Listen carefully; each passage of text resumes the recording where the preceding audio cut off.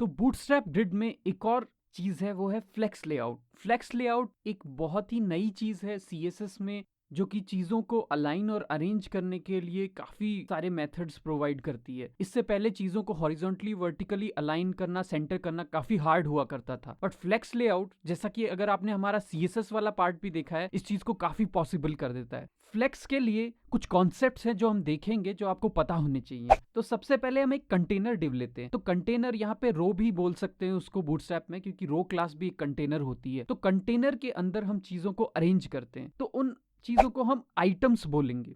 Items या call, तो यहाँ कॉलम एक तरह से आइटम को रिप्रेजेंट करता है। तो इन दोनों चीजों को आपको ध्यान रखना है, क्योंकि एक कंटेनर के अंदर ही आप मोस्टली फ्लेक्स लगाते हैं और चीजें उस हिसाब से अलाइन होती हैं। तो फर्स्ट कॉन्सेप्ट है फ्लेक्स डायरेक्शन। फ्लेक्स डायरेक्शन एक ऐसी चीज है जिससे आप ये बताते हैं कि बेसिकली कंटेनर में चीजें किस तरफ अरेंज होंगी। जैसे यहाँ पे ये फ्लेक्स डायरेक्शन है, इसके लिए आप क्लास डी फ्लेक्स फ्लेक्स रो लिखोगे। तो डी फ्लेक्स तो कंटेनर पे बाय डिफॉल्ट फ्लेक्स इनेबल करने के लिए आप लगाते हो। फ्लेक्स रो ये बता रहा है कि इसकी डायरेक्शन क्या है। तो flex row is the class जो आपको यहाँ पे लगानी है इस डायरेक्शन के लिए। तो basically row by default left to right horizontally चीजों को रखती है। तो ये क्लास आपको हमेशा कंटेनर पे अप्लाई करनी है। तो इसमें आइटम्स इस तरह से अरेंज हो जाएंगे, तो 1 2 3 फ्रॉम लेफ्ट टू राइट। अगर आपको इसका ऑर्डर चेंज करना है तो आप क्लास में फ्लेक्स रो रिवर्स यूज कर सकते हैं, जिससे कि हॉरिजॉन्टली लेकिन रिवर्स ऑर्डर में चीजें अरेंज हो जाएंगी। अगर आप वर्टिकल डायरेक्शन करना चाहते हैं तो उस केस में क्लास हो जाएगी फ्लेक्स कॉलम,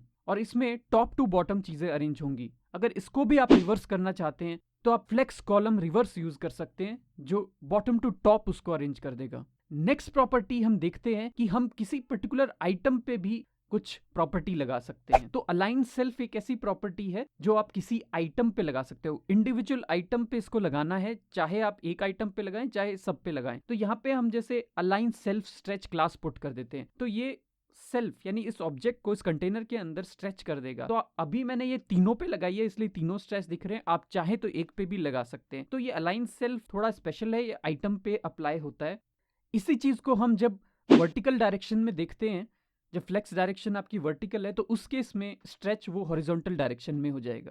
नेक्स्ट प्रॉपर्टी है अलाइन आइटम्स। ये प्रॉपर्टी चीजों को परपेंडिकुलर डायरेक्शन में अरेंज करती है फ्लेक्स डायरेक्शन की। तो फ्लेक्स डायरेक्शन अगर हॉरिजॉन्टल है तो वर्टिकल डायरेक्शन में चीजें कैसे अरेंज होंगी उसके लिए लगाई जाती है। तो अगेन ये क्लास आप कंटेनर्स पे लगाएंगे, तो यहाँ पे क्लास है अलाइन आइटम स्टार्ट। तो ये स्टार्ट मतलब टॉप पे उसको अरेंज कर देगा, क्योंकि वर्टिकल डायरेक्शन में आप सोच रहे हो।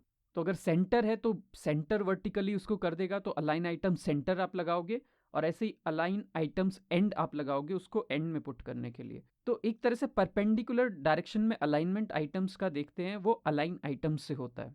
इसी चीज को हम अगर फ्लेक्स डायरेक्शन वर्टिकल है तो देखते हैं। उसके केस में स्टार्ट जो है अलाइन आइटम स्टार्ट, वो स्टार्टिंग होगी यानी लेफ्ट साइड, और सेंटर होगा हॉरिजॉन्टली सेंटर, और एंड होगा सबसे राइट में। नेक्स्ट प्रॉपर्टी जो है फ्लेक्स की है वो जस्टिफाई कंटेंट। ये किसी कंटेंट को या आइटम्स को फ्लेक्स डायरेक्शन में आप किस तरह से अरेंज कर रहे हैं उसके लिए दी जाती है। जैसे कि आप इन चीजों को सबसे लेफ्ट में रख रहे हैं तो इसको जस्टिफाई कंटेंट स्टार्ट बोलेंगे।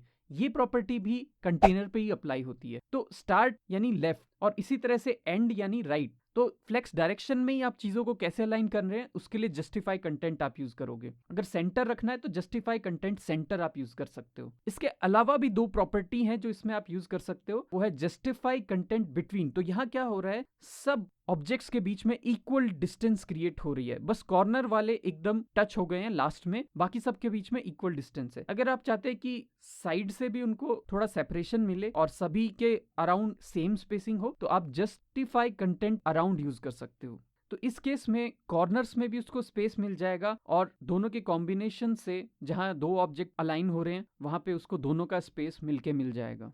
नेक्स्ट प्रॉपर्टी है फ्लेक्स रैप।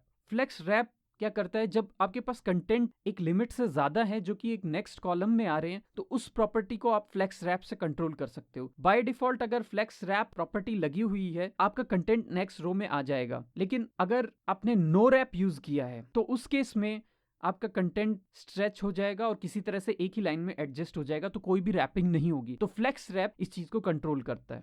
एक प्रॉपर्टी और देखते हैं फ्लेक्स मार्जिन। फ्लेक्स मार्जिन ऐसी प्रॉपर्टी है जो एक इंडिविजुअल आइटम में हम मार्जिन किस तरह से कंट्रोल करें उसके लिए दी जाती है। जैसे हम ये क्लास MR ऑटो लगा रहे हैं, तो ये क्लास आप लगा रहे हैं आइटम पे ही, तो इसको अपने आप राइट में मैक्सिमम मार्जिन मिल जाएगा। तो जैसे आप देख रहे हो ये आइटम के राइट में इसको पूरा स्पेस मिल गया, बाकी आइटम्स दूसरी तरफ चले गए हैं, तो ये ऑटोमेटिकली मैक्सिमम राइट मार्जिन इसको मिल गया है। इसी तरह से अगर आप इस चीज पे ML ऑटो लगाते तो मैक्सिमम लेफ्ट जो मार्जिन है वो उस चीज को मिल गया है। तो ये मार्जिन आप बहुत दूसरी डायरेक्शंस में भी लगा सकते हैं, बट इसका यही शॉर्ट फॉर्म है।